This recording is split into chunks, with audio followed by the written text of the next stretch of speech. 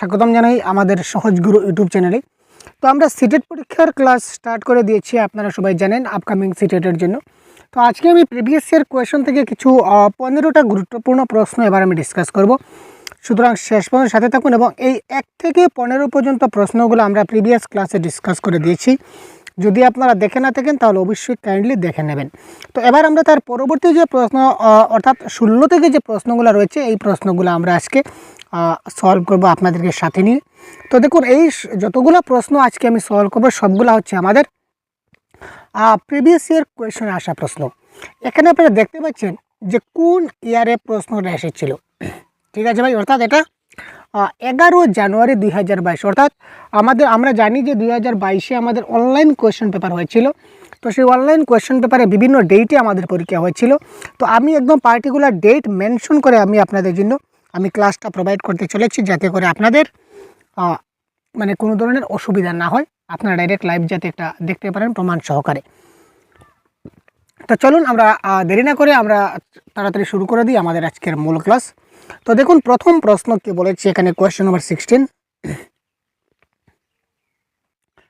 আমরা প্রশ্নের সঙ্গে সঙ্গে আমরা কনসেপ্টও কিছুটা আপনাদের বুঝিয়ে দেওয়ার চেষ্টা করব, যাতে করে আপনারা জিনিসটা বুঝতে পারেন এবং পরীক্ষায় যাতে এই কনসেপ্ট সম্বন্ধে যে কোনো প্রশ্ন আসলে যাতে আপনারা আনসার করতে পারেন, এই দিকে আমরা লক্ষ্য রাখি। সুতরাং প্রত্যেকটা প্রশ্নের আনসার ভালো করে বোঝার চেষ্টা করবেন। যদি সমস্যা থাকে তাহলে অবশ্যই কমেন্ট বক্সে আমাদের জানাতে ভুলবেন না, এবং প্রত্যেকটা প্রশ্নের কারেক্ট আনসার কী হয় আমাদের আগে আপনারা কমেন্ট বক্সে জানাবেন, এই আশাটা রাখছি। দেখুন, which of the followings creates barrier two inclusion of students from marginalised group. এখানে আপনারা বলবেন যে স্যার আপনি ইংলিশ এবং বাংলা দুটো ভাষায় প্রশ্নগুলো কেন এনেছেন। দেখুন এখানে একটা সিম্পল একটা লজিক আছে, একটা ফান্ডা আছে। ফান্ডাটা কি, এই প্যাডাগজির যে প্রশ্নগুলো আমরা সবাই জানি কি প্যাডাগজি এমন একটা টপিক, একটু বোঝার চেষ্টা করুন, আমরা ক্লাস করছি ভাই। প্যাডাগজি এমন একটা টপিক যেখানে আপনাদের 90 মার্ক শুধু প্যাডাগজি থেকে আসে, অর্থাৎ সিডিপিতে 30 মার্ক, দুটো ল্যাঙ্গুয়েজ থাকবে, ল্যাঙ্গুয়েজ 1 এবং ল্যাঙ্গুয়েজ 2 15 করে থাকবে। যদি আপনার পেপার 2 হয়ে থাকে সোশ্যাল সায়েন্স, এখানে আপনি 20 পাবেন। যদি পেপার 1-এর যদি ইবিএস থাকে এখানে 15 মার্ক, ম্যাথসে 15 মার্ক, অর্থাৎ প্রত্যেকটা সাবজেক্টে আপনি কিন্তু প্যাডাগজি পাচ্ছেন। সুতরাং ওভারঅল 90 মার্কের কিন্তু প্যাডাগজি আমাদের পরীক্ষায় আসে, এটা কনফার্ম। তাই আমরা ইংলিশ এবং বাংলায় করেছি, কারণ আপনাদের যদি সিডিপি থেকে যদি প্রশ্ন আসে ইংলিশ ভার্সন দেখলে আপনাদের বুঝতে সুবিধা হবে। আর বাংলা প্যাডাগজি যেহেতু আমরা বাংলায় ক্লাস করি, আমাদের চ্যানেল শুধুমাত্র বাংলা ভাষার উপর নির্ভর আমরা বলতে পারি, তো সুতরাং এই বাংলার প্রশ্নগুলো থেকে আপনারা বাংলা প্যাডাগজিতে 100% বুঝে নিতে পারবেন। তাই আমরা দুটো ভাষায় প্রশ্নগুলো সেট করেছি যাতে করে আপনাদের সুবিধা হয়। দেখুন, প্রান্তিক গোষ্ঠীর শিক্ষার্থীদের অন্তর্ভুক্তির ক্ষেত্রে নিচের কোনটি বাধা সৃষ্টি করে। একটা ইনক্লুসিভ ক্লাসরুম যখন করবো, অর্থাৎ সবাইকে, এটা মূল কথা, মুদ্রা কথা হচ্ছে সবাই একসঙ্গে বসে ক্লাস করবে। ইনক্লুশন মানে কি? ইনক্লুশন মানে কি সবাইকে একসঙ্গে মিলাপ্রীতি করা, ছাত্রদেরকে সবাইকে একসঙ্গে যে মিলাপ্রীতি করব, এখানে কোন জিনিসটা আমাদের বাধা হয়ে দাঁড়াবে? ব্যারিয়ার মানে বাধা, ঠিক আছে। তো অপশন দেখি, শিক্ষাক্ষেত্রে প্রবেশ অধিকার, সবাইকে শিক্ষার অধিকার দিতে হবে, তাহলে তো সবাই একসঙ্গে বসবে, এটা তো বাধা হলো না। অধিকারের সমতা, সবাইকে সমান অধিকার দিতে হবে। ইয়েস, আমরা টিচার হিসাবে কাউকে ছোটো, কাউকে বড়, কাউকে ধনী, কাউকে গরিব, এই ধরনের আমরা ক্যাটাগরাইজ করতে পারি না বা ডিভাইড করতে পারি না, সুতরাং এটা হবে কারেক্ট। অংশগ্রহণের সুযোগ, সবাইকে আমাদের অপরচুনিটি দিতে হবে to participate, opportunity to participate, অর্থাৎ সবাই যাতে অংশগ্রহণ করতে পারে এটারও আমাদের ব্যবস্থা করে দিতে হবে। সবাই যদি অংশগ্রহণ করতে পারে তাহলে তো আমাদের ক্লাসটা ফ্রুটফুল হবে, ভালো হবে, তাই তো। আর সামাজিক কলঙ্ক কেন হবে? এটা সামাজিক মেলবন্ধন হবে, সামাজিক সোশ্যাল ইন্টারেকশন হবে, কিন্তু এখানে সামাজিক কলঙ্ক কী করবে? কলঙ্ক মানে এটা বাধার সৃষ্টি করবে। সুতরাং সামাজিক কলঙ্ক আমরা সামাজিক কলঙ্ক শব্দটাই মানে কলঙ্ক ভাই, এটাও বাধার সৃষ্টি করবে। সুতরাং অপশন নাম্বার ডি হয়ে গেল এই প্রশ্নের কারেক্ট আনসার। বলেছে কোনটা বাধার সৃষ্টি করে, তার মানে সামাজিক কলঙ্ক এখানে আমাদের বাধার সৃষ্টি করেছে। ঠিক আছে, নেক্সট প্রশ্ন দেখি। এবারে দেখুন কে বলেছে, Ankita watch A YouTube video to understand the process of baking a cake and then bakes a cake following exact step, অর্থাৎ অঙ্কিতা একটি মেয়ে, সে কী করলো, ইউটিউবে একটা ভিডিও দেখলো যে কীভাবে কেক বানানো যায় এবং কোন কোন স্টেপগুলো ফলো করলে একটা কেক তৈরি হয়। Which kind of learning is taking place in this case, এখানে তার কোন ধরনের শিখন হচ্ছে। ঠিক আছে ভাই, কেক বেক করার প্রক্রিয়াটি বোঝার জন্য অনিতা একটা ইউটিউব ভিডিও দেখে এবং তারপর সঠিক ধাপ অনুসরণ করে একটা কেক বেক করে, অর্থাৎ একটা কেক তৈরি করে। ঠিক আছে ভাই, এই ক্ষেত্রে কোন ধরনের শিক্ষা গ্রহণ করা হয়েছে, এটা হচ্ছে কি ক্লাসিক্যাল কন্ডিশনিং, অবজারভেশনাল লার্নিং, নাকি ইনসাইটফুল লার্নিং, নাকি অপারেন্ট কন্ডিশনিং। তো এটা কারেক্ট আনসার কী হবে, এটা কিন্তু সিডিপির প্রশ্ন, ক্লিয়ার বুঝতে পারছেন। এখানে কন্ডিশনিং দেওয়া আছে মানে এটাকে সিডিপির প্রশ্ন, সিডিপিতে এই প্রশ্নটা আসবে। কখনো কখনো বাংলাতেও কিন্তু এই ধরনের প্রশ্নগুলো চলে আসে। ঠিক আছে ভাই, সুতরাং আমরা সেটাকে অ্যানালাইজ করেছি। সুতরাং কোয়েশ্চেন নাম্বার 17, এখানে আমরা দেখতে পাচ্ছি অঙ্কিতা কী করছে, ইউটিউবে একটা ভিডিও দেখছে। একটু ভাবুন তো, ভাবলেই কিন্তু কারেক্ট আনসার হয়ে যাবে।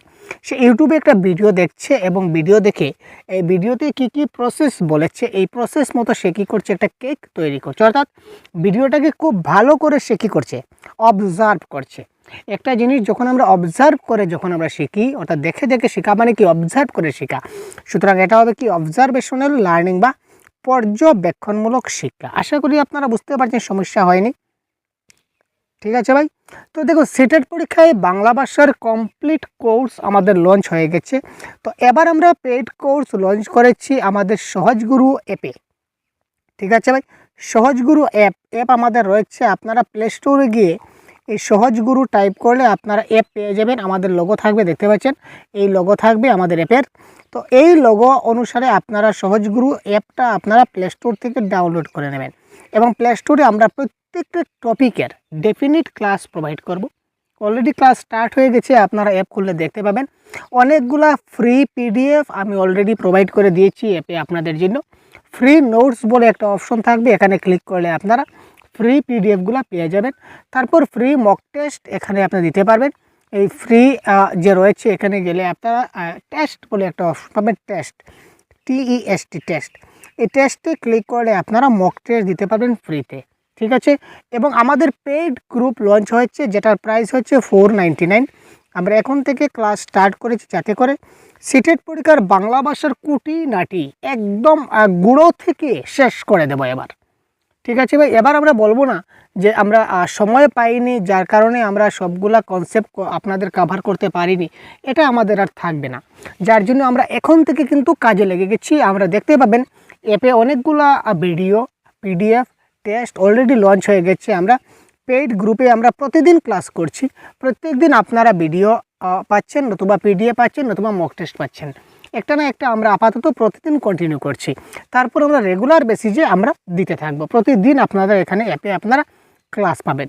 ঠিক আছে, পিডিএফ পাবেন, মক টেস্ট পাবেন, সেগুলো আপনারা প্রত্যেকটা ক্লাসের পিডিএফ দেওয়া হবে। লাইভ ক্লাস থাকছে, অর্থাৎ বাংলা ভাষার জন্য আপনার যা যা প্রয়োজন, কবিতা বলুন, গদ্য বলুন, বাংলা ব্যাকরণ বলুন, প্যাডাগজি বলুন, যা যা বিষয় আপনার বাংলা থেকে আসে পরীক্ষায়, প্রত্যেকটা জিনিস খুঁটিনাটি ধরে ধরে আমরা আস্তে আস্তে আস্তে সবগুলো গুঁড়ো থেকে শেষ করার চেষ্টা করছি।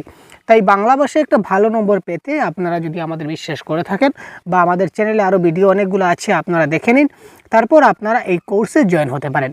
তো কোর্সে জয়েন হতে গেলে যদি আপনাদের কোনো সমস্যা হয়, অ্যাপে পেমেন্ট করতে যদি কোনো সমস্যা হয়, তাহলে এই আমাদের সহজগুরু অফিসিয়াল হোয়াটসঅ্যাপ নম্বর আমরা প্রোভাইড করছি আপনাদের, এবং আপনাদের সাপোর্ট সবসময় আমরা করতে থাকবো। যে কোনো সময় যে কোনো যদি অসুবিধা হয়, যে কোনো প্রশ্ন বুঝতে পারছেন না বা যে কোনো ধরনের সমস্যা আপনার হচ্ছে, বা এই টপিকটা আপনার চাই এবং এই টপিকের আপনি পিডিএফ পাচ্ছেন না বা এই টপিকের ক্লাস পাচ্ছেন না, কী করে পাবেন, সবগুলো জিনিস আমরা আপনাদেরকে হোয়াটসঅ্যাপের মাধ্যমে আপনারা আমাদের সঙ্গে সরাসরি যোগাযোগ করতে পারেন। তো আপনারা যদি প্রয়োজন মনে করেন তাহলে অবশ্যই আপনারা এই নাম্বারে হোয়াটসঅ্যাপ করতে পারেন, আমরা আপনাদেরকে সম্পূর্ণ গাইড করার চেষ্টা করব। ঠিক আছে ভাই, তো চলুন দেরি না করে আমরা এক্ষুনি চলে যাই কোয়েশ্চন নাম্বার 18-এ। How should a teacher encourage active engagement of learners? একজন শিক্ষকের কিভাবে শিক্ষার্থীদের সক্রিয় অংশগ্রহণে উৎসাহিত করা উচিত 100%। আর সবসময় আমরা চাই একটা ক্লাসটা যাকে এঙ্গেজমেন্ট হয়, ক্লাসে সবসময় ছাত্ররা যাতে এঙ্গেজমেন্টে থাকে, অর্থাৎ ছাত্ররা যাতে ক্লাসে কী করে সবাই যাতে অংশগ্রহণ করতে পারে, মনোযোগ সহকারে ক্লাসটাকে শুনতে পারে, বুঝতে পারে, এই জিনিসগুলো আমাদের দেখতে হয়। তো তার জন্য আমাদের কি করতে হবে, জিজ্ঞাসাবাদ এবং প্রশ্ন উত্তর প্রচারের মাধ্যমে স্মরণ এবং পুনরাবৃত্তি, ফোকাসিং, রিকল অ্যান্ড রিপিটেশন, এটা নেগেটিভ ওয়ার্ড, কখনো রিকল এবং রিপিটেশন হয় না। Using the method direct instruction, direct instruction হবে না ভাই, সেটা মানে যখন আমরা ডাইরেক্ট ইনস্ট্রাকশন দিই ভাই কাজটা তুমি করো, তার মানে এটা কি হয়ে গেল, এটা টিচার কেন্দ্রিক হয়ে যায়, অর্থাৎ শিক্ষক কেন্দ্রিক হয়ে গেল, টিচার সেন্ট্রিক এডুকেশন হয়ে গেল। কিন্তু আমাদের প্যাডাগজি বলেছে যে চাইল্ড সেন্ট্রিক এডুকেশন হওয়া চাই, এখানে টিচার সেন্ট্রিক হওয়া চলবে না। অফার আর রিওয়ার্ড অ্যান্ড পানিশমেন্ট, পানিশমেন্ট শব্দটাই তো নেগেটিভ, বুঝতে পারছেন, তার মানে কারেক্ট আনসার হচ্ছে অপশন নাম্বার 1। 3টা অপশন যেহেতু আমরা এলিমিনেট করে দিলাম, তার মানে 1 নম্বর অপশনটাই আমাদের কারেক্ট হবে।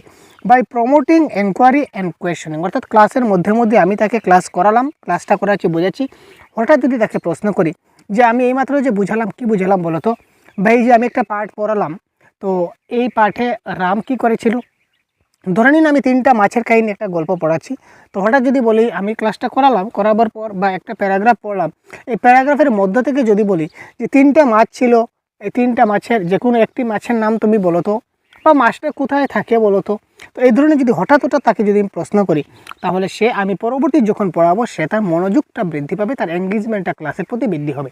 নাহলে সে ভাবে যে স্যার যদি ভালো করে না বুঝি, তাহলে হঠাৎ স্যার কোন সময় আমাকে প্রশ্ন করে দেবেন, বা একজনকে যদি আপনি প্রশ্ন করুন তাহলে বাকিরাও কিন্তু সতর্ক হয়ে যাবে।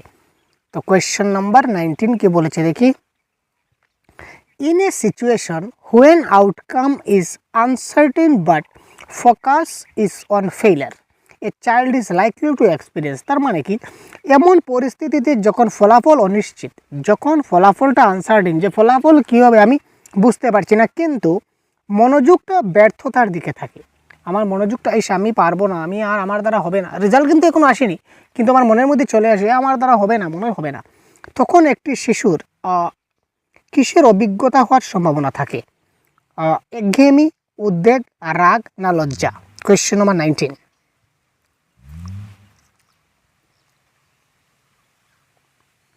এটাকে বলা হয় অ্যাংজাইটি, এটাকে একঘেয়েমি বলে না, রাগ বলে না, এটাকে বলা অ্যাংজাইটি, ঠিক আছে, এটা উদ্বেগ বলা হয়, এটা শিশুর একটা উদ্বেগ। যখন এখানে সিটেটের ক্লাস করছেন, একটা ক্লাস করছেন, 2টা ক্লাস করছেন, করে বলছেন যে না এই সমস্ত প্রশ্ন আমার দ্বারা হবে না, পরীক্ষায় আমার দ্বারা পরীক্ষায় ভালো নম্বর আসবে না, কিন্তু আপনি কিন্তু পরীক্ষা দিনও না, বা আপনার এখনও রেজাল্ট আসেনি, তার মানে আউটকামটা আপনার আনসার্টেন, কিন্তু আপনি বলছেন যে না আমি তো পারবো না, আমার দ্বারা হবে না, মানে আপনি ফেইলারের পথে আপনার মনোযোগ।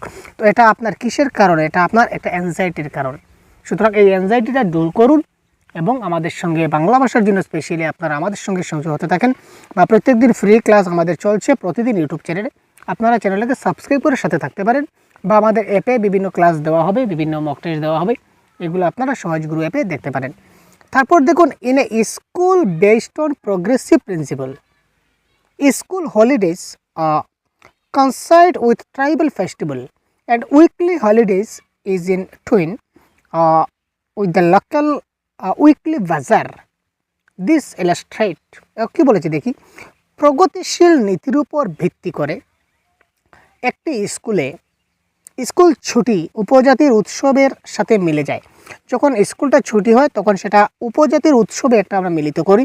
সাপ্তাহিক ছুটি স্থানীয় সপ্তাহের বাজারের সাথে সামঞ্জস্য, এটি কি চিহ্নিত করি, অর্থাৎ এখানে কী বলেছে দেখুন, এটা প্রোগ্রেসিভ প্রিন্সিপাল, প্রোগ্রেসিভ মানে প্রগতিশীল নীতি অনুযায়ী যখন স্কুলটা বন্ধ হয়, স্কুল হলিডের দিনে আমরা কি করি, আমরা একটা ট্রাইবাল ফেস্টিভ্যাল, আমরা উপজাতির একটা উৎসব পালন করি, এবং এটা আমাদের একটা উইকলি বাজারের সঙ্গে সামঞ্জস্য রাখে, অর্থাৎ লোকাল যে আমাদের বাজার হয় এই বাজারের সঙ্গে সামঞ্জস্য রেখে আমরা কিন্তু উৎসবটা পালিত করি।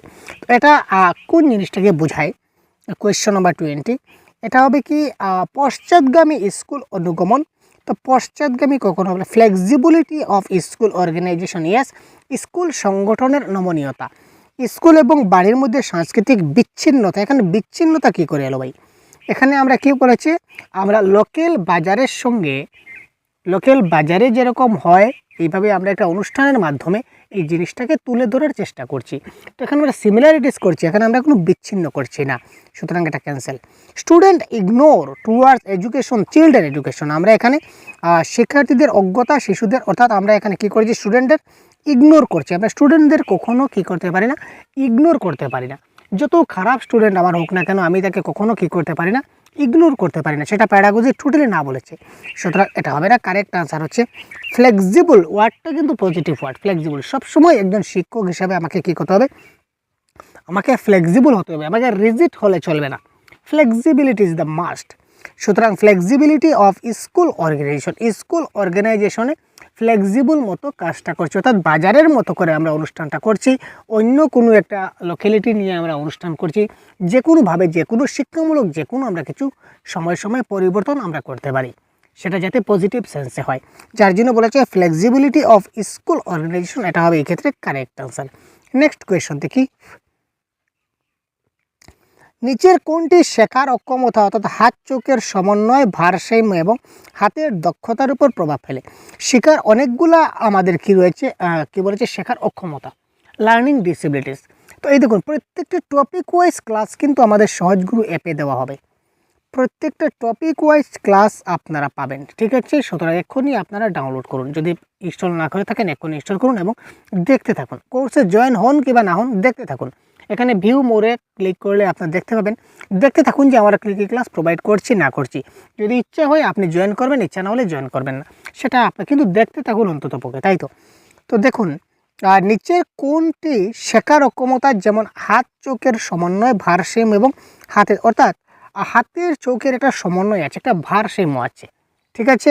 তো হাতটা নিচের দিকে, আমরা হাত এবং চোখের একটা সমন্বয় থাকে, একটা শরীরের অঙ্গের সঙ্গে আরেকটা অঙ্গের সামঞ্জস্য থাকে। যেমন হাতের একটা আঙ্গুল যদি আমরা সোজা করি, তাহলে পরবর্তী আঙ্গুলটা কিন্তু অটোমেটিক সোজার দিকে হয়ে যায়। একসঙ্গে আমরা দুটা আঙ্গুল কোনো কিছু না করে আমরা কিন্তু দুটো আঙ্গুল সোজা করতে পারি না, আমরা একটা আঙ্গুল অটোমেটিক্যালি আরেকটা আঙ্গুলে কী করে টেনে সোজা করার চেষ্টা করে, ঠিক আছে? এটা হচ্ছে সমন্বয়। তো এই যে ছাত্রটাই সমন্বয় করতে পারে না, সেটাকে আমরা কী ধরনের তার ডিসেবিলিটিস বলতে পারি? এটা হচ্ছে কি ডিসপ্রাক্সিয়া, শারীরিক, অর্থাৎ ফাইন মোটর স্কিল, শারীরিক যদি কোনো সমস্যা বোঝায় তখন সেটা হবে কি, সেটা হবে ডিসপ্রাক্সিয়া। যদি সে অঙ্ক করতে পারে না, ম্যাথমেটিক্সে যদি তার কোনো সমস্যা হয়ে থাকে, অর্থাৎ সে ম্যাথস পারছে না, এখানে তার সমস্যা আছে ম্যাথসের ক্ষেত্রে, সেটা হবে কি ডিসক্যালকুলিয়া, ঠিক আছে? যদি তার রিডিং সম্বন্ধে কোনো সমস্যা হয় ভাই, যে সে পড়তে পারছে না, পড়ার অসঙ্গতি, সেটা হবে ডিসলেক্সিয়া। যদি তার ভাষাগত কোনো সমস্যা হয় তখন সেটা হবে ডিসপ্রাসিয়া। আর যদি ফাইন মোটর স্কিল ডেভেলপ, শারীরিক অঙ্গ সঞ্চালনে তার সমস্যা হচ্ছে, সেটা হবে ডিসপ্রাক্সিয়া, সেটা মাথায় রাখুন। তো কারেক্ট আনসার এখানে শারীরিক অঙ্গের কথা বলা হয়েছে, তার মানে এটা কারেক্ট আনসার হচ্ছে কি ডিসপ্রাক্সিয়া। এটা 7 জানুয়ারি 2022 আসা প্রশ্ন। এবার আমরা দেখি আমাদের 15 জানুয়ারি 2022 কি প্রশ্ন এসেছিল। বিভিন্ন ভাষাগত পরিচয়ের শিক্ষার্থী থাকা একটি শ্রেণীতে একজন শিক্ষকের অনুশীলন করা উচিত। অর্থাৎ আমি একটা ক্লাসরুমে যাচ্ছি, ক্লাস করাতে যাচ্ছি, ধরে নিন আমি ক্লাস 3-তে আমি ক্লাস করাচ্ছি, ঠিক আছে? ক্লাস 3-এর আমার যে শিক্ষার্থীরা আছে তারা কি আছে, বিভিন্ন ভাষার শিক্ষার্থী। ধরে নিন আমি একটা উদাহরণ সম্পর্কে ডাইরেক্ট লাইভ বুঝিয়ে দেওয়ার চেষ্টা করছি। ধরুন আমার ক্লাস 3-তে আমার 30 জন ছাত্র আছে, 10 জন ছাত্র বাংলা ভাষায় কথা বলে, তারা বাঙালিভাষী, 5 জন ছাত্র আছে যারা হিন্দিভাষী, আরও 5 জন আছে যারা মণিপুরিভাষী, আরও 5 জন আছে যারা কি বলবো, যারা মানে কি বলবো, যেটা ভাষা আমি জানি না, কোনটা জানি না ভাই, এটা হচ্ছে নেপাল, যেটা নেপালি ভাষা তারা জানে না। তো কত হলো, 10, 15, 20, 25, আরও 5 জন ছাত্র ধরে নিই আমি মিজো ছাত্র আমার স্কুলে রয়েছে। সুতরাং এই সবগুলা ছাত্রদেরকে যখন আমার ক্লাসে এই বিভিন্ন ভাষাভাষীর ছাত্র থাকবে, তখন একজন শিক্ষকের অনুশীলন কি করা উচিত? মাল্টিল্যাঙ্গুয়ালিজম, সেগ্রেশন বা লেভেলিং বা স্টেরিওটাইপিং। দেখুন, পৃথকীকরণ কখনো হবে না, কারণ আমরা কখনো সেগ্রিগেট কাউকে করি না, যে তুমি বাংলা ভাষা পারো না তার মানে তোমাকে আমার ক্লাসে রাখবো না, যারা শুধু বাংলা ভাষা করে তাদেরকেই আমার ক্লাসে রাখবো। এটা সম্পূর্ণ প্যাডাগজিতে ভুল, কারণ আমাদের ক্ষেত্রে সবাইকে কিন্তু সমান শিক্ষা দিতে হবে as per rule by RTE act 2009। তারও ক্লাস প্রোভাইড করে দেওয়া হয়ে গেছে। আরটি অ্যাক্ট কি, 2009 কি, আমরা সহজগুরু অ্যাপে কিন্তু তার ফ্রি পিডিএফ প্রোভাইড করে দিয়েছি, আপনারা দেখে নিতে পারেন, এবং তার এমসিকিউও দেওয়া আছে, ক্লাস দেওয়া আছে, দেখে নিতে পারেন। তারপর দেখুন লেবেলিং, লেবেলিং করা হয় না, নামাকরণ করা হয় না, স্টেরিওটাইপিং হয় না, এটা কারেক্ট মাল্টিল্যাঙ্গুয়ালিজম। অর্থাৎ কি, যেহেতু বিভিন্ন ভাষার ছাত্র আছে, তাই আমাকেও শিক্ষক হিসাবে আমাকে বিভিন্ন ভাষায় তাকে কী করতে হবে, বোঝাতে হবে। যে ছাত্র যে ভাষায় বুঝতে পারে, বা কেউ যদি ভাষা পারে না, আমি যদি তার ভাষাটা না পারি, তাহলে মোটামুটি সে বুঝতে পারে এই ধরনের অঙ্গভঙ্গির মাধ্যমে হলেও তাকে কিন্তু আমাকে বোঝাতে হবেই হবে। সুতরাং কারেক্ট আনসার হচ্ছে মাল্টিল্যাঙ্গুয়ালিজম। নেক্সট কোয়েশ্চন নাম্বার 23,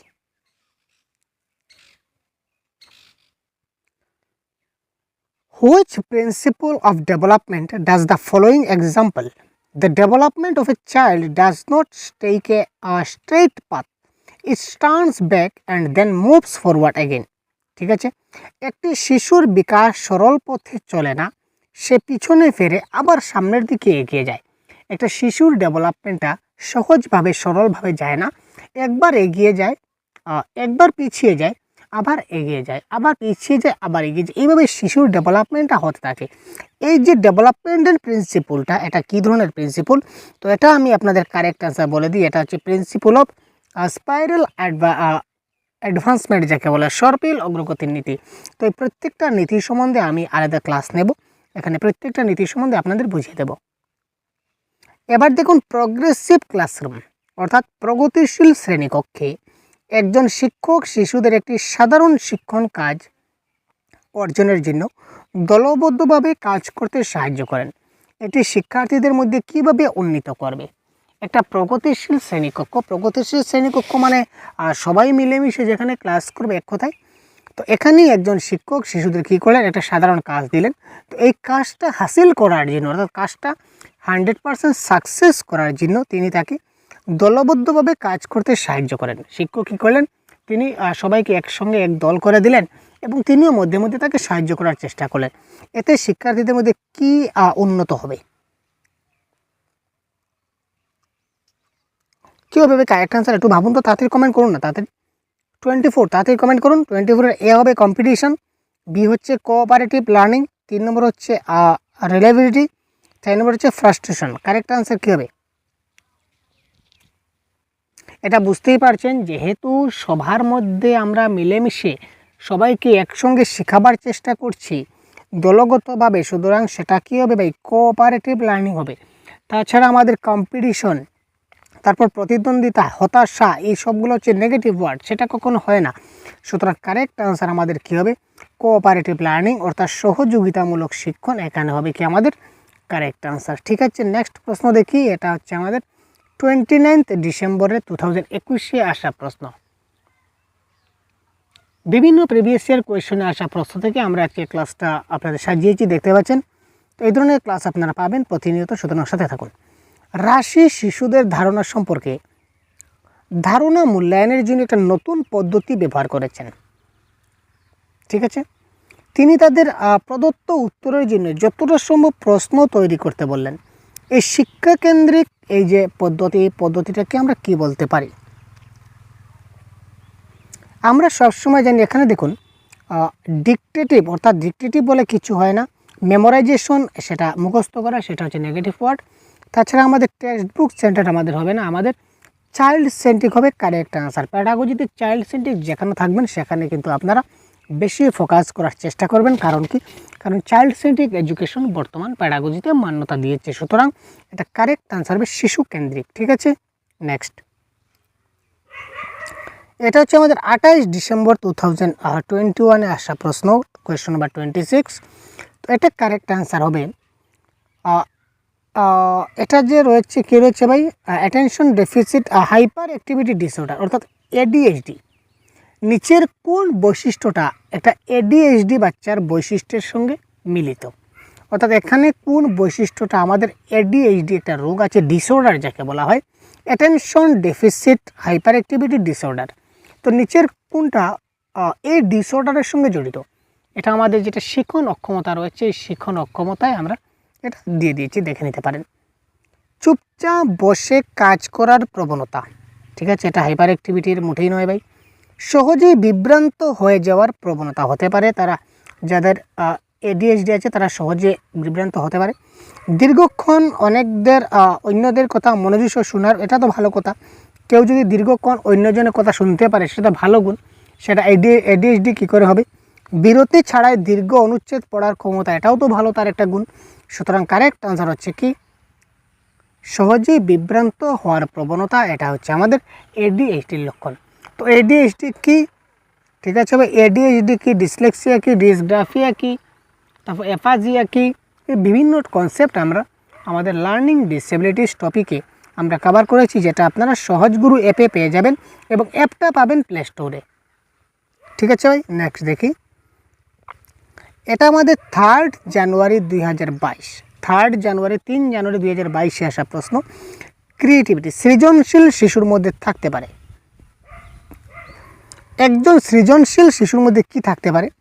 ভিন্ন চিন্তাভাবনা, অবিষাদী চিন্তাভাবনা, বিমূর্ত চিন্তাভাবনা, নতুন পণ্যের প্রতি দক্ষতা। তো এ creative child is likely to have, একটা সৃজনশীল বাচ্চা। তো সৃজনশীল বাচ্চাও কিন্তু আমাদের ক্লাস কমপ্লিট ভাই, অ্যাপের মধ্যে ক্লাস কমপ্লিট হয়ে গেছে সৃজনশীল শিশুর। আমরা PDF-ও দিয়েছি, ক্লাসও দিয়েছি, আপনারা দেখে নিতে পারেন। তো কোয়েশ্চেন নাম্বার 27-এর কারেক্ট আনসার কী হবে?